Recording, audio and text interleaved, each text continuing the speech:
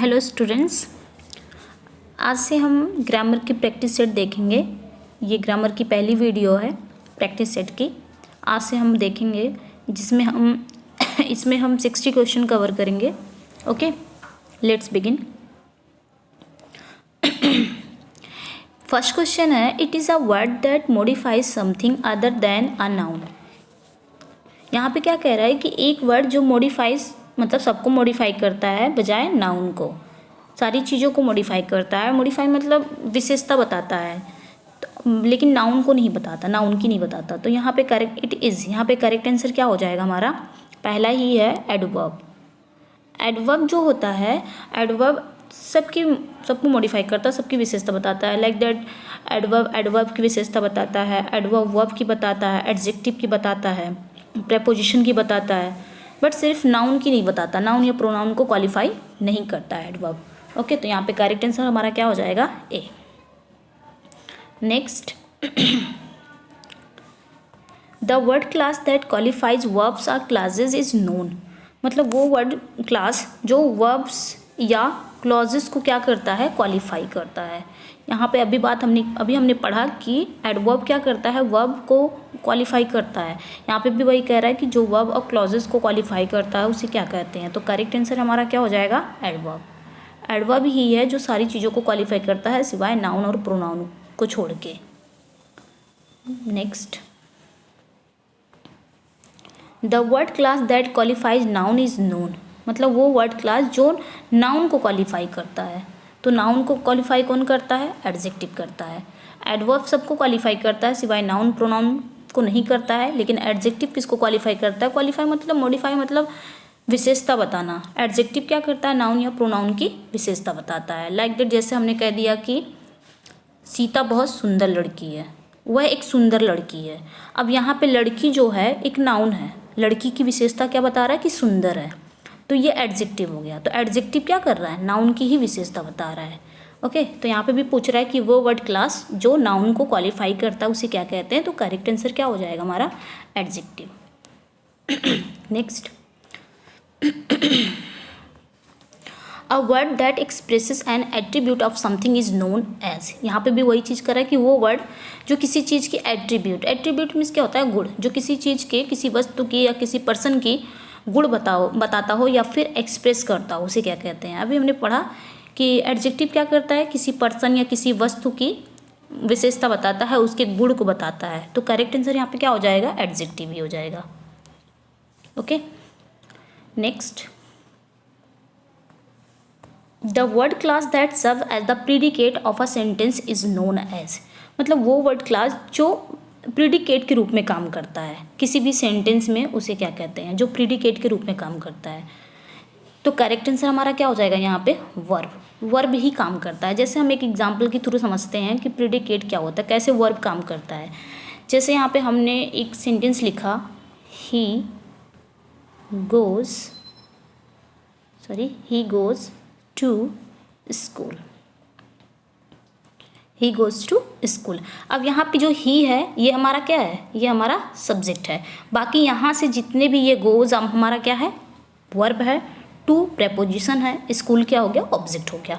अब यहाँ से जितना भी हमारे वर्ब से इधर जितना भी है ये प्रीडिकेट हो गया। प्रीडिकेट मीन्स, प्रीडिकेट की हिंदी अगर देखेंगे तो विधेय। सब्जेक्ट प्रीडिकेट, सब्जेक्ट ये हमारा हो गया और प्रीडिकेट क्या हो गया? सब्जेक्ट के बाद। मतलब सेंटेंस में अगर सब्जेक्ट को छोड़ के बाकी जितने भी आपके वर्ब के बाद जो भी वर्ड्स आते हैं वो सारे हमारे क्या हैं? प्रीडिकेट हैं। तो यहाँ पे वही क्वेश्चन कर रहा था। तो यहाँ पे वही कर रहा है कि वो वर्ड क्लास जो प्रीडिकेट के रूप में काम करता हो उसे क्या कहते हैं? तो वर्ड प्रीडिकेट के रूप में हमारा वर्ब ही काम करता है। सब्जेक्ट प्रीडिकेट आपने पढ़ा होगा। सब्जेक्ट को छोड़ के बाकी जितने भी वर्ब के बाद जितने भी वर्ड आते हैं सेंटेंस में वो सारे हमारे प्रीडिकेट होते हैं। Next, a content word that denotes an action occurrence a state of existence is known as. यहाँ पे कह रहा है कि एक्शन की बात कर रहा है कि कौन सा कंटेंट वर्ड होता है जो एक्शन की बात करता है, डिनोट करता है। तो ऑब्वियसली एक्शन हमारा क्या करता है? वर्ब ही करता है। जैसे हमने बोल दिया कि मोहन खाना खाता है या मोहन पढ़ने जाता है, तो मोहन का एक्शन क्या है? मोहन जा रहा है, तो वो एक्शन है। तो वो एक्शन के जाना क्या हो गया? वर्ब हो गया। तो वो हमारा क्या हो गया? एक्शन शो कर रहा है। ओके, तो यहाँ पे क्या हो जाएगा, हमारा करेक्ट आंसर हो जाएगा वर्ब। वर्ब ही होता है जो एक्शन को डिनोट करता है। Next, the word class that can serve as the subject or object of a verb, the object of a preposition और in apposition is known as. यहाँ पे कह रहा है कि वो वर्ड क्लास जो सर्व करता है सब्जेक्ट के रूप में या किसी वर्ब के ऑब्जेक्ट के रूप में या फिर प्रेपोजिशन के ऑब्जेक्ट के रूप में, तो उसे क्या कहते हैं। मतलब कोई भी वर्ब का ऑब्जेक्ट क्या बनता है, कोई भी सब्जेक्ट क्या बनता है, वर्ब का सब्जेक्ट क्या होता है, वर्ब का ऑब्जेक्ट क्या होता है, किसी प्रेपोजिशन का ऑब्जेक्ट क्या बनता है। तो करेक्ट आंसर यहाँ पे क्या हो जाएगा, नाउन। नाउन ही हमारा क्या एज ए सब्जेक्ट काम होता है। किसी भी वर्ब का सब्जेक्ट वही बनता है, किसी भी वर्ब का ऑब्जेक्ट भी नाउन ही प्रोनाउन बनता है। अब प्रीपोजिशन का ऑब्जेक्ट भी हमारा क्या बनता है, नाउन ही बनता है। तो करेक्ट आंसर यहाँ पे क्या हो जाएगा, noun. Next, a group of words which makes a complete sense. एक ग्रुप ऑफ वर्ड्स जो एक कंप्लीट सेंस निकालता हो इज नोन एज, उसे क्या कहते हैं। तो करेक्ट आंसर हमारा क्या हो जाएगा, सेंटेंस। सेंटेंस में ही ग्रुप ऑफ वर्ड्स होते हैं। जैसे हमने कह दिया कि ही ईट्स द फूड या Mohan eats the food, Mohan Yeats food, तो यहाँ पे मोहन ईट्स फूड अलग अलग वर्ड है लेकिन हमने एक साथ कंबाइन कर दिया तो ये क्या बन गया, सेंटेंस बन गया। तो यही ग्रुप ऑफ वर्ड्स है जो एक, अब यहाँ पे जैसे हमने बोल दिया मोहन ईट्स फूड, अलग अलग कर दिए तो कोई सेंस नहीं निकल रहा है, लेकिन जब इसको एक साथ कर दिए मोहन ईट्स, मोहन खाना खाता है, ये एक सेंटेंस कंप्लीट सेंस निकाल दिया, तो उसे क्या कहते हैं, सेंटेंस कहते हैं। सेंटेंस ही होता है जो शब्दों के ग्रुप से बन जाता है, एक कंप्लीट सेंस निकालता है। Next, a sentence which makes a statement और असर्शन इज नोन। मतलब एक सेंटेंस जो किसी कोई स्टेटमेंट या असर्शन देता हो। स्टेटमेंट असर्शन दोनों का एक ही मतलब होता है, उसे क्या कहते हैं। तो करेक्ट आंसर क्या हो जाएगा यहाँ पे, असर्टिव। असर्टिव का सेकंड नेम क्या है, डिक्लेरेटिव। कहीं कहीं पूछ लिया जाता है असर्टिव का सेकंड नेम क्या है, तो डिक्लेरेटिव, इसको याद रख लीजिएगा। नेगेटिव क्या होता है, नेगेटिव जब सेंटेंस में नॉट आते हैं तो हमारे नेगेटिव होते हैं। इंटरोगेटिव क्या होता है, जिसमें प्रश्न पूछने का काम होता है कि आपने खाना खाया, आप स्कूल क्यों नहीं गए, जिसमें आपका ये इंटरोगेशन मार्क आ जाता है, वो हमारा इंटरोगेटिव होता है। एक्सक्लेमेटरी जिसका हिंदी क्या होता है, व्याधि बोधक होता है, उसका क्या होता है, ये मार्क होता है exclamatory.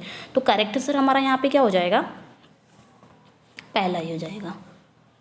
Next, a sentence which express strong feeling is known. मतलब एक सेंटेंस जो एक्सप्रेस करता हो क्या, स्ट्रॉन्ग फीलिंग को एक्सप्रेस करता हो, उसे क्या कहते हैं। असर्टिव सेंटेंस करता है कि इंटरोगेटिव की नेगेटिव की एक्सक्लेमेटरी सेंटेंस। तो करेक्ट आंसर हमारा क्या हो जाएगा, एक्सक्लेमेटरी सेंटेंस। ये एक स्ट्रॉन्ग फीलिंग को एक्सप्रेस करता है। Okay, next, the part which tells something about the subject is known. वह पार्ट जो सब्जेक्ट के बारे में बताता हो, उसे क्या कहते हैं। तो करेक्ट आंसर क्या हो जाएगा, प्रीडिकेट ऑफ द सेंटेंस। जैसे हमने कह दिया ही ईट्स द फूड, अब यहाँ पे ईट्स द फूड जो है ये प्रीडिकेट है। यही जो प्रीडिकेट है, सेंटेंस का प्रीडिकेट ही हमें सब्जेक्ट के बारे में बताता है। तो यहाँ पे वही क्वेश्चन कर रहा है कि वो पार्ट जो सब्जेक्ट के बारे में हमें बताता है, तो प्रीडिकेट, सेंटेंस का प्रीडिकेट ही हमें सब्जेक्ट के बारे में बताता है। हमने कह दिया मोहन सिंग्स आ सॉन्ग, मोहन सिंग्स आ सॉन्ग, तो हम यहाँ पे प्रीडिकेट हमारा क्या हो गया, सिंग्स आ सॉन्ग, ये पूरा प्रीडिकेट हो गया। अब ये प्रीडिकेट ही हमें सब्जेक्ट के बारे में बताता है। सिंग्स आ सॉन्ग कौन गा रहा है, मोहन गा रहा है। Next, do it, this is an imperative sentence here in this sentence the subject is. यहाँ पे कह रहा है कि ये जो डू इट है ये एक इम्परेटिव सेंटेंस है। यहाँ पे हमको पता करना है कि सब्जेक्ट कहाँ है डू इट में। तो जब इम्परेटिव सेंटेंस क्या होता है, वर्ब से ही स्टार्ट होता है। इम्परेटिव सेंटेंस वर्ब से ही स्टार्ट होता है। तो यहाँ पे हमारा क्या हो जाएगा, ये डू क्या है, एक वर्ब है, और वर्ब के बाद आने वाला जो भी नाउन या प्रोनाउन होता है वो क्या होता है, ऑब्जेक्ट होता है। तो इसमें तो कहीं सब्जेक्ट है नहीं, इसमें सब्जेक्ट क्या होता है, छिपा होता है। तो यहाँ पे करेक्ट आंसर क्या हो जाएगा, लेफ्ट आउट। यहाँ पे डू और इट नहीं है, क्योंकि डू और इट की पार्ट्स ऑफ स्पीच क्या हो जाएगी, डू तो हमारा वर्ब हो गया और इट क्या हो गया, इट हमारा ऑब्जेक्ट हो गया। और यहाँ पे यहाँ पे क्या पूछा था कि सब्जेक्ट कहाँ है, डू और इट में सब्जेक्ट कहाँ है।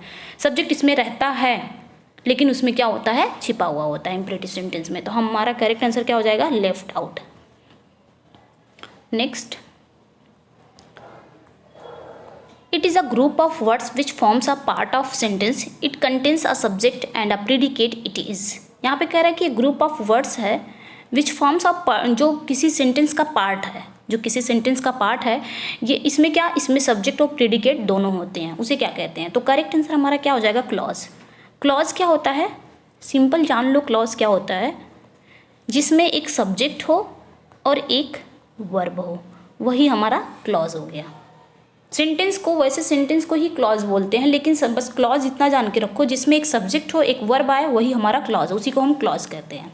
ओके, तो यहाँ पे हमारा करेक्ट आंसर क्या हो जाएगा? क्लॉज। एक मिनट, करेक्ट आंसर क्या हो जाएगा यहाँ पे? क्लॉज।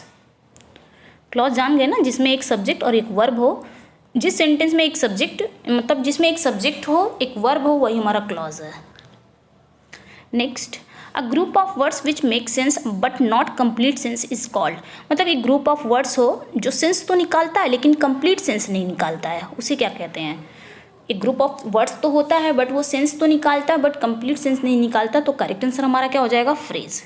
फ्रेज भी एक ग्रुप ऑफ वर्ड्स होता है, इसमें सेंस तो निकलते हैं लेकिन ये पूरा सेंटेंस फ्रेज नहीं निकालता है।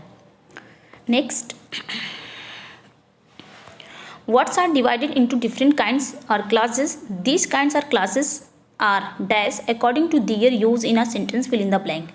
यहाँ पे क्या कह रहा है कि जो वर्ड्स हैं वो डिवाइडेड है डिफरेंट काइंड्स या क्लासेस में, और कुछ काइंड्स और क्लासेस मतलब यहाँ पे according to their use in sentence, sentence के अकॉर्डिंग यहाँ पे यूज किए गए हैं, तो वो कौन सा है यहाँ पे रखना है, फिल इन द ब्लैंक। तो करेक्ट आंसर क्या हो जाएगा? पार्ट्स ऑफ स्पीच हो जाएगा यहाँ पे, क्योंकि पार्ट्स ऑफ स्पीच के अकॉर्डिंग ही हम अपनी किसी भी सेंटेंस को बनाते हैं। Next, what is use to express an action और स्टेट। मतलब एक एक्शन और स्टेट को एक्सप्रेस करना, उसे क्या कहते हैं? तो करेक्ट आंसर क्या हो जाएगा? अब अभी बताया, अभी पढ़ा हमने कि एक्शन को ही डिनोट करता है, किसी भी एक्शन या स्टेट को डिनोट करता है, आपका वर्ब ही करता है। Next, what is use instead of a noun.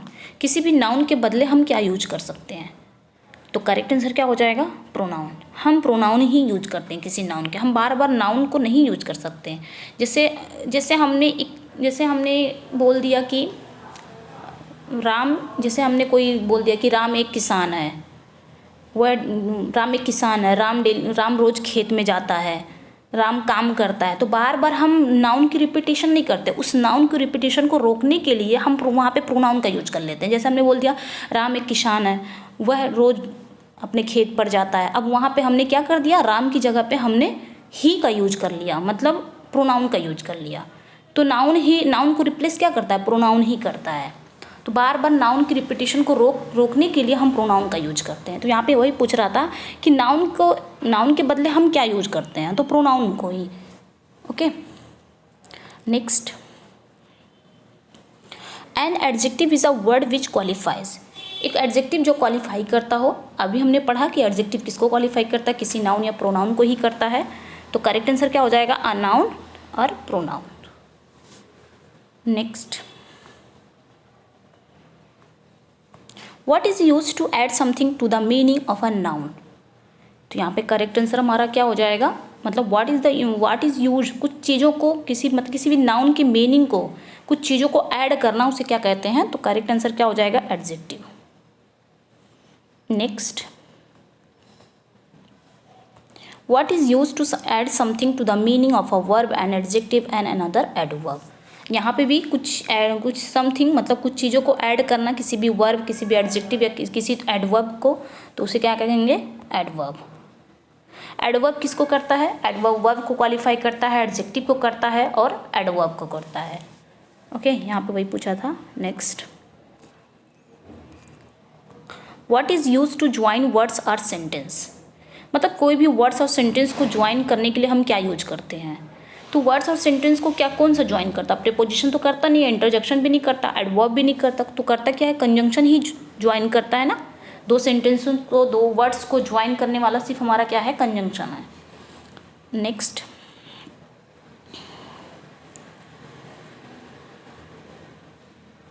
यहाँ पे क्या पूछा था? यहाँ पे जो है, यहाँ पे पूछा था कि नाउन को क्वालिफाई कौन करता है, तो हमारा एडजेक्टिव ही करता है। और यहाँ पे क्या पूछा था? वही क्वेश्चन यहाँ पे भी पूछ रहा है कि किसी भी, एक मिनट, एडवर्ब को, एडजेक्टिव को या एडवर्ब को क्वालिफाई क्या करता है, एडवर्ब ही करता है। यही क्वेश्चन यहाँ पे पूछा था, अगर आपको समझ में ना आया हो तो। Next,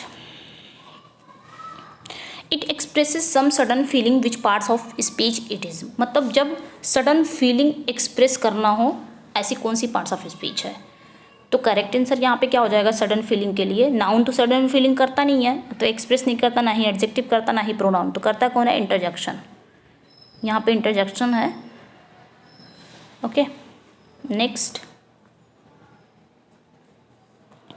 a an the this that these those every each some any my his one two etcetera are the words which may be called. ये सारे वर्ड्स क्या हैं, इसे क्या कहते हैं। तो करेक्ट आंसर यहाँ पे क्या हो जाएगा, डिटर्मिनर्स। ये सारे वर्ड्स क्या हैं, डिटर्मिनर्स। डिटर्मिनर्स क्या होते हैं, जो हमारे नाउन से पहले आते हैं। नाउन से पहले हमारे आर्टिकल भी आते हैं और नाउन से पहले एडजेक्टिव भी आते हैं। तो डिटर्मिनर्स भी उसे ही कहते हैं जो नाउन से पहले आते हैं। ओके, तो ये सारे हमारे डिटर्मिनर्स हैं और ये सारे नाउन से पहले आते हैं। डिटर्मिनर्स उसे ही कहते हैं जो नाउन से पहले आते हैं। Next, what determiners are limit the meaning of a noun that follow. तो वहाँ पे नाउन से पहले कौन सी डिटर्मिनर आती है वही पूछ रहा है। तो करेक्ट आंसर यहाँ पे क्या हो जाएगा, डिटर्मिनर ही है। Next, she came soon after, she came after me, she came after I had gone. यहाँ पे कह रहा है consider the use of after in this three sentence, the grammatical categories of after will be. यहाँ पे तीनों sentence में after use हुआ है, तीनों सेंटेंस में आफ्टर यूज हुआ है। यहाँ पे पूछ रहा है कि आफ्टर की पार्ट्स ऑफ स्पीच क्या है तीनों में। तो पहला देखते हैं, ही केम सून आफ्टर। तो यहाँ पे आफ्टर की पार्ट्स ऑफ स्पीच क्या है, तो ये हमारा केम क्या है, केम एक वर्ब है। सून क्या है, यहाँ पे सून भी आया हुआ है, तो सून भी एक वर्ब है, सॉरी सून क्या है, एक एडवर्ब है। अब एडवर्ब को क्वालिफाई करता है, ऑब्वियसली करता है, तो यहाँ पे आफ्टर क्या हो जाएगा, एक एडवर्ब हो जाएगा। तो आफ्टर की यहाँ पे पार्ट्स ऑफ स्पीच क्या है, एडवर्ब है। सेकंड देख लेते हैं, she came after me.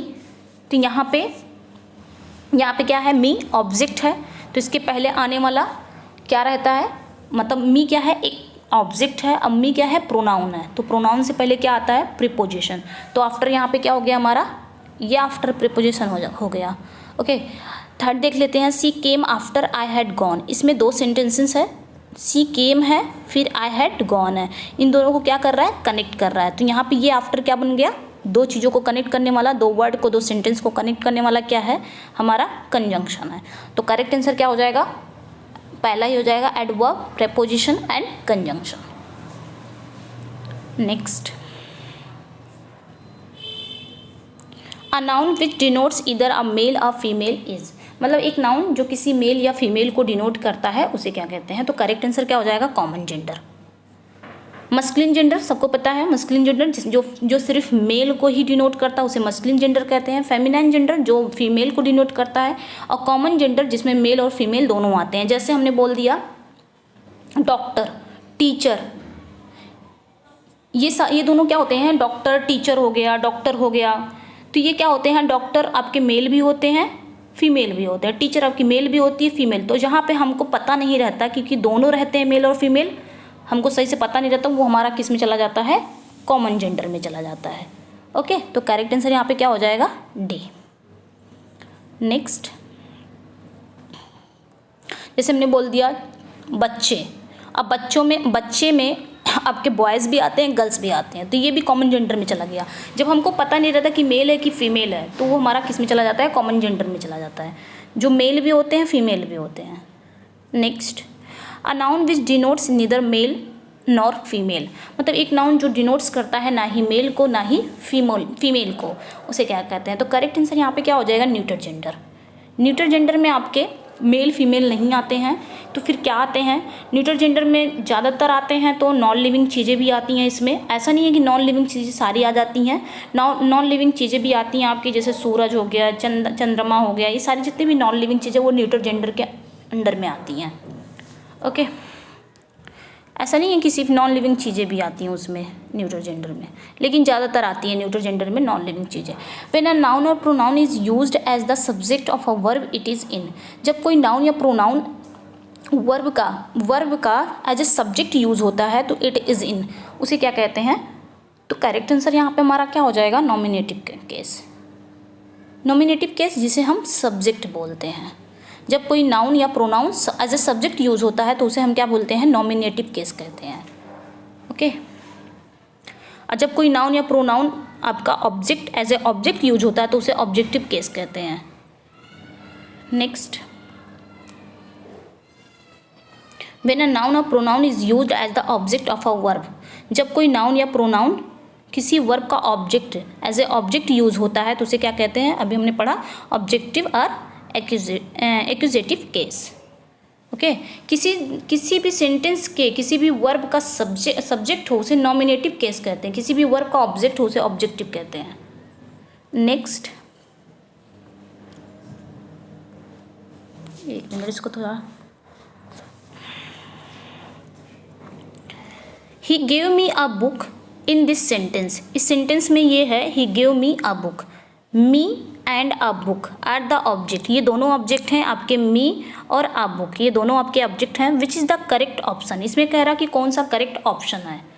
He gave me a book, हमको बताना है कि मी और अ बुक दोनों ऑब्जेक्ट हैं। यहाँ पे पूछ रहा है कि कौन सा इनडायरेक्ट ऑब्जेक्ट है, कौन सा डायरेक्ट ऑब्जेक्ट है।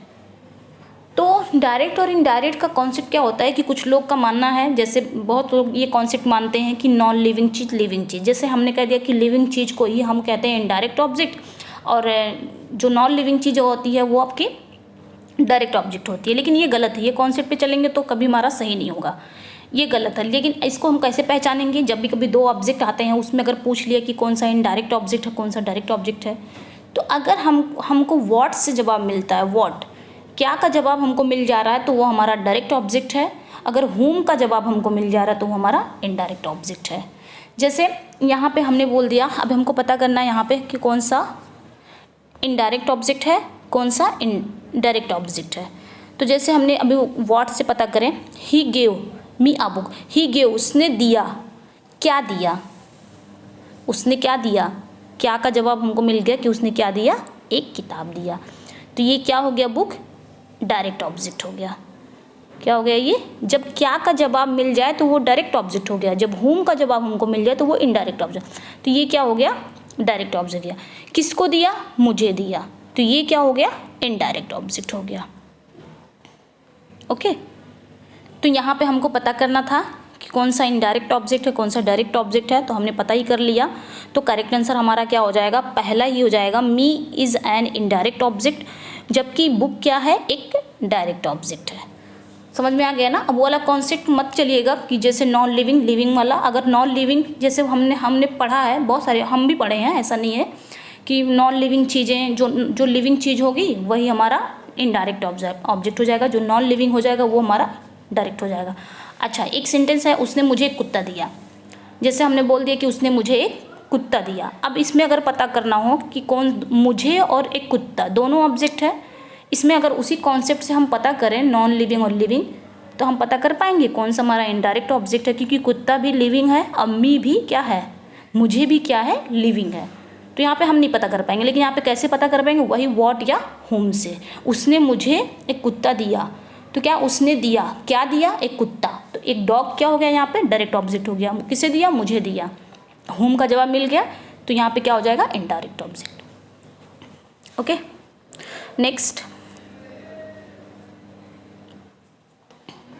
क्वेश्चंस इजी होंगे, आप लोग को इजी भी लग रहे होंगे।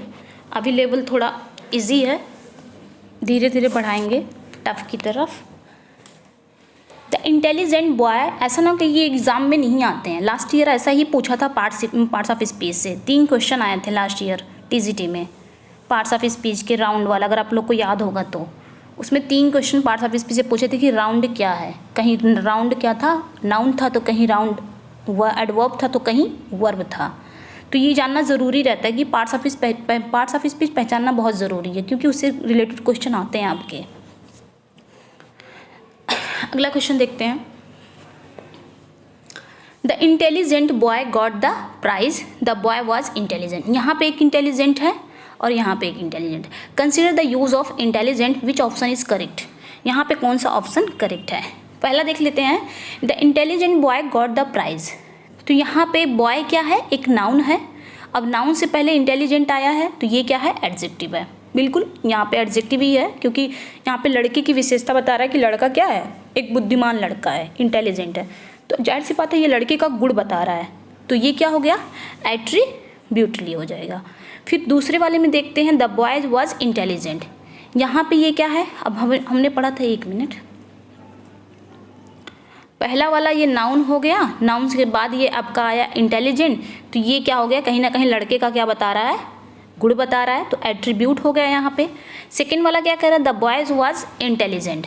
अब बॉय क्या है हमारा, नाउन है, नाउन के बाद ये नाउन मतलब ये सब्जेक्ट है। अब ये तो सब्जेक्ट हो गया, बाकी वॉज इंटेलिजेंट ये क्या हो गया, अभी हमने पढ़ा कि सब्जेक्ट को छोड़ के बाकी जितना भी जाए वो क्या हो जाता है, प्रीडिकेट हो जाता है। तो यहाँ पे करेक्ट आंसर पहला ही हो जाएगा, ये जो इंटेलिजेंट है ये एट्रीब्यूट है और सेकंड वाला क्या है, प्रीडिकेट है। तो करेक्ट आंसर हमारा पहला ही हो जाएगा। Okay, next, he is an intelligent boy.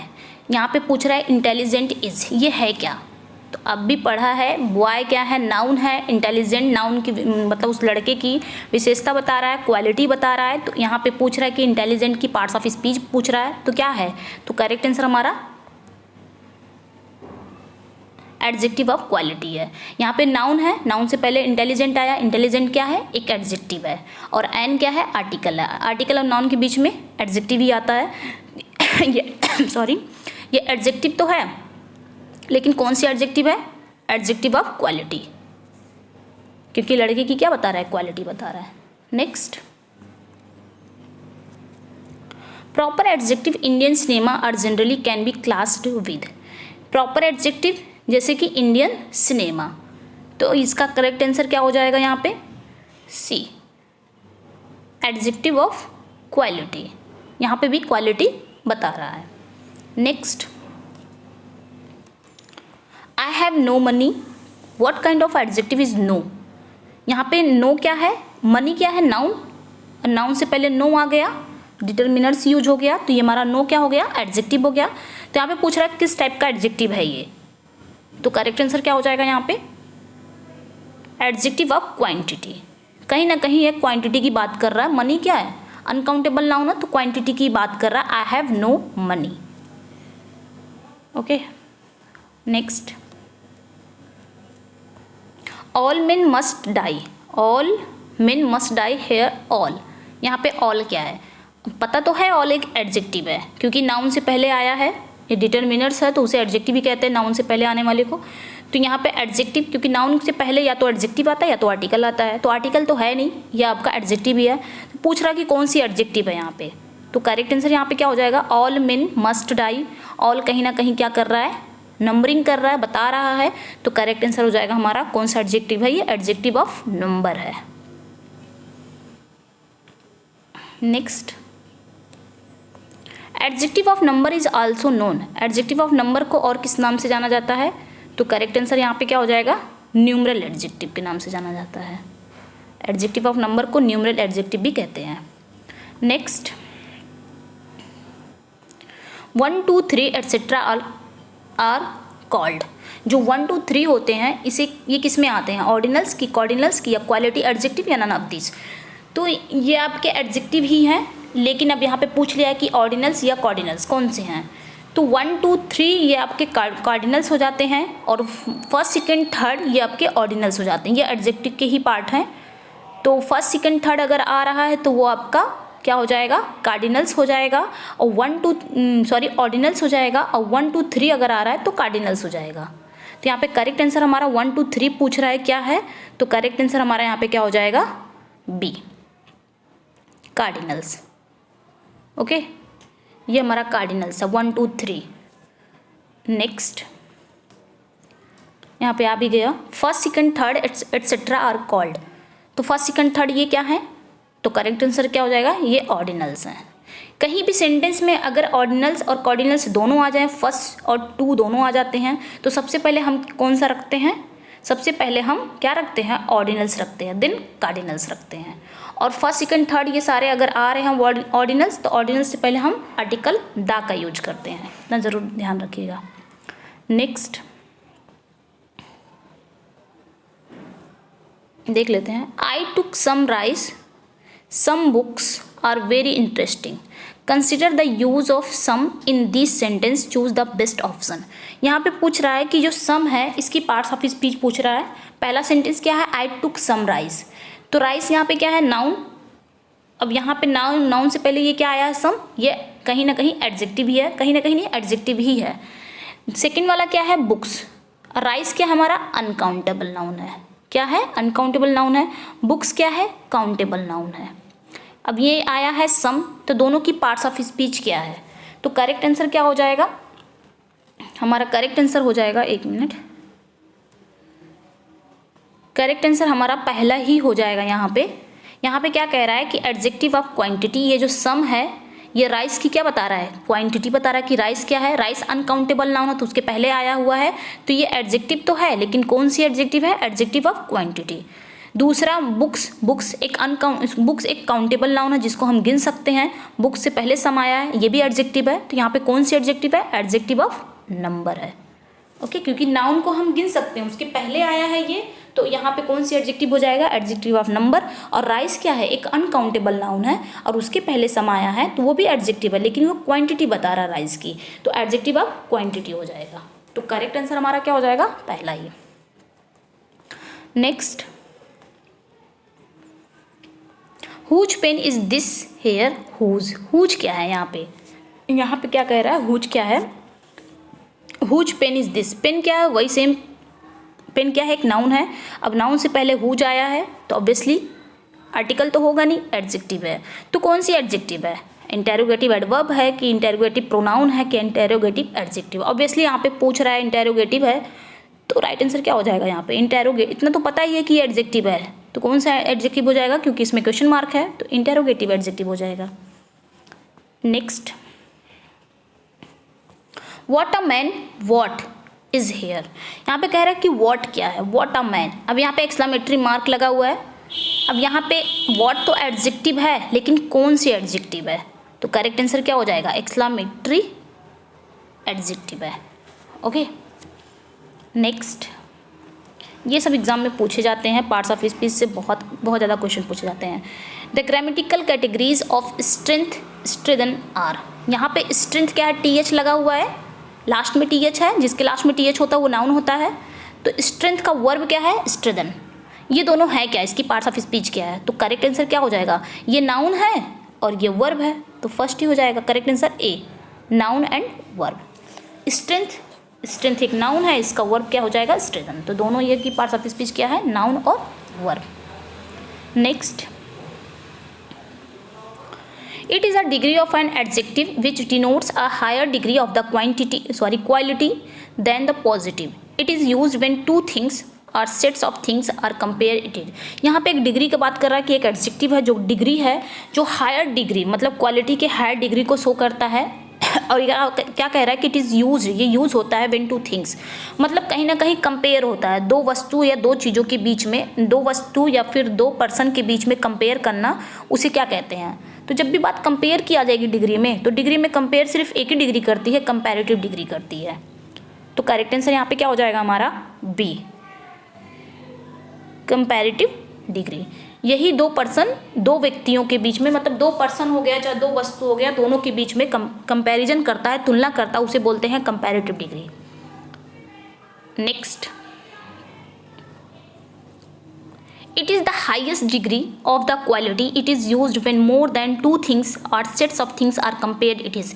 अब यहाँ पे क्या कर रहा है, यहाँ पे सुपरलेटिव डिग्री की बात कर रहा है, हाईएस्ट डिग्री आ गई, यहाँ पे EST लग गया, तो सुपरलेटिव क्या करता है, मोर देन टू होता है। कंपैरेटिव क्या करता है, दो वस्तु दो पर्सन के बीच में कंपेयर करता है। सुपरलेटिव क्या करता है, मोर देन टू करता है, दो व्यक्ति या दो पर्सन से अधिक, दो व्यक्ति या दो पर्सन से अधिक लोगों के बीच में क्या करता है, कंपेयर करता है, तो मोर देन टू हो गया। कंपैरेटिव सिर्फ मोर टू मतलब दो लोगों के बीच में होता है, और सुपरलेटिव मोर देन टू के बीच में होता है। तो यहाँ पे करेक्ट आंसर क्या हो जाएगा, superlative degree. Next, which word is used for not much और हार्डली एनी। यहाँ पे कह रहा है कि कौन सा वर्ड नॉट मच या हार्डली एनी के लिए यूज हुआ है। नॉट मच मतलब है ही नहीं, हार्डली एनी बहुत मुश्किल से है, तो यहाँ पे करेक्ट आंसर हमारा क्या हो जाएगा, a, little. Little, a little, the little. Little मतलब क्या होता है? नथिंग। सिंपली अगर इसको जाने तो नथिंग, नथिंग मीन्स क्या होता है? कुछ नहीं। ना के बराबर नेगेटिव सेंटेंस है लिटिल। आ लिटिल क्या होता है? समथिंग। क्या होता है यहाँ पे? समथिंग। और द लिटिल क्या होता है? एनफ। जितना भी है उतने में पर्याप्त है, एनफ हो गया। तो ये हमारा क्या है? अनकाउंटेबल नाउन है ये सारे। तो little, a little, the little जान गए। लिटिल मीन्स क्या होता है? नथिंग, ना के बराबर। आ लिटिल मतलब समथिंग, कुछ है, कुछ आशा की किरण है। द लिटिल एनफ, जितना भी है पर्याप्त है। तो यहाँ पे पूछ रहा है कि नॉट मच जो है, नॉट मच मतलब ज़्यादा नहीं है, हार्डली यानी मुश्किल से है। तो इसके लिए हम कौन सा वर्ड यूज कर सकते हैं? Little, a little, the little या मच लिटिल? तो करेक्ट आंसर क्या हो जाएगा? पहला ही हो जाएगा, लिटिल। इसके लिए हम एक ही वर्ड यूज कर सकते हैं, लिटिल, मतलब नथिंग, ना के बराबर, नेगेटिव सेंटेंस। लिटिल कहीं भी आता है ये नेगेटिव सेंटेंस ही रहता है, मतलब ना के बराबर, nothing. Next, which word has a negative meaning? कौन सा वर्ड नेगेटिव मीनिंग निकालता है? तो करेक्ट आंसर यहाँ पे अब भी हमने पढ़ा कि लिटिल क्या है? नेगेटिव है, तो नेगेटिव मीनिंग यही निकालता है आपका लिटिल ये। नेक्स्ट, विच वर्ड मीन्स सम दो नॉट मच, मतलब कुछ तो है ज़्यादा नहीं है। तो इसके लिए हम कौन सा वर्ड यूज करेंगे? लिटिल की, आ लिटिल की, द लिटिल की, मच लिटिल? अभी पढ़ा लिटिल, नथिंग, आ लिटिल, समथिंग, कुछ है। तो करेक्ट आंसर यहाँ पे क्या हो जाएगा? आ लिटिल। ओके। इन सब के बाद नाउन कैसी आती है? अनकाउंटेबल नाउन आती है इन सब के बाद। और वर्ब कैसा आता है इन सब के बाद? आपका सिंगुलर वर्ब आता है, चीज़ ध्यान रखिएगा। Next, which word has a positive meaning? कौन सा वर्ड पॉजिटिव मीनिंग निकालता है? तो करेक्ट आंसर हमारा अभी वहाँ पे पढ़े, पॉजिटिव मीनिंग यही निकालता है, आ लिटिल, जिसका मतलब होता है समथिंग, कुछ तो है, समथिंग। तो ये पॉजिटिव मीनिंग निकालता है, नेगेटिव नेगेटिव मीनिंग निकालता है। Next, which word is use for not much but all there is? ज़्यादा नहीं है लेकिन जितना भी है। तो अभी पढ़ा हमने, करेक्ट आंसर क्या हो जाएगा? The little. द लिटिल मतलब एनफ, ज़्यादा नहीं है लेकिन जितना भी है उतने पर्याप्त है, एनफ। बस इतना याद रखें, little, a little, the little में लिटिल नथिंग है, आ लिटिल समथिंग है, द लिटिल एनफ है। Next, which word is use for not many hardly any? यहाँ पे भी वही चीज़ क्वेश्चन आ गया, it is a negative meaning. ये नेगेटिव मीनिंग निकालता है, नॉट मेनी, हार्डली यानी मुश्किल से। तो करेक्ट आंसर यहाँ पे क्या हो जाएगा? पहला ही सेम वही है, उसी के जुड़वा भाई हैं, little, a little, the little के few, a few, the few. इसका मतलब भी होता है नथिंग, फ्यू का मतलब भी होता है नथिंग, फ्यू का मतलब होता है समथिंग, द फ्यू का मतलब होता है एनफ। सेम वही चीज़ है, बस फ़र्क इतना है कि उन सब के आगे द लिटिल, आ लिटिल, उन सब के आगे क्या आता है? अनकाउंटेबल नाउन आते हैं, और वर्ब कौन सी आती है? सिंगुलर। और इन सब के आगे क्या आता है? काउंटेबल नाउन आते हैं, वर्ब कैसी आती है? प्लूरल। बस इतना ध्यान रखिएगा, सेम बाकी दोनों मीनिंग निकालते हैं। तो यहाँ पे करेक्ट आंसर क्या हो जाएगा हमारा? फ्यू, ये नेगेटिव मीनिंग निकालता है few. Next, which word is use for some? It has a positive meaning, it is also oppose to none. ये मतलब ये सम के लिए हम कौन सा वर्ड यूज करते हैं? ये एक पॉजिटिव मीनिंग है लेकिन इसके अपोज में नन आता है। तो करेक्ट आंसर हमारा क्या हो जाएगा? B, a few. ठीक है, अ फ्यू एक पॉजिटिव मीनिंग है। Next, which word is used for not many but all there are? वही सेम क्वेश्चन यहाँ पे भी रिपीट हो रहे हैं, फ्यू के लिए भी आ रहे हैं। तो करेक्ट आंसर क्या हो जाएगा? The few. एनफ, इसको भी याद रखिएगा, एनफ। सेम वही प्रोसेस है, बस आपको इतना ध्यान रखना है कि उसके बाद अनकाउंटेबल नाउन आते हैं और सिंगुलर वर्ब आती है लिटिल के बाद, उन तीनों के बाद। और ये जो फ्यू वाला है, जो फ्यू वाले भाई हैं, इनके बाद आते हैं कैसे? काउंटेबल नाउन आते हैं, प्लूरल वर्ब आती है। बस इतना ध्यान रखना है, बाकी सेम सेम दोनों हैं।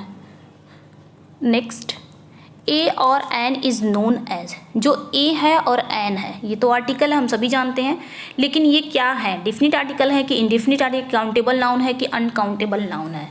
तो करेक्ट आंसर यहाँ पे क्या हो जाएगा हमारा?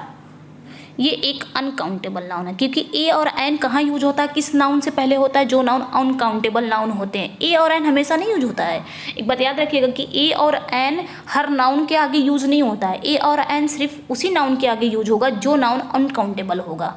ओके, तो ए और एन क्या है, अनकाउंटेबल नाउन है, एक अनकाउंटेबल नाउन के रूप में है, जाने जाते हैं। नेक्स्ट, ए और an is an indefinite article. A और एन ये क्या है, एक डिफिनिट आर्टिकल है, क्योंकि तो करेक्ट आंसर यहाँ पे क्या हो जाएगा, बी हो जाएगा, क्योंकि it is usually lives indefinite person or thing spoken of. क्योंकि ये हमेशा कहाँ यूज होते हैं, एक इंडेफिनिट पर्सन के आगे या फिर इंडेफिनिट थिंग्स के आगे ये यूज होते हैं।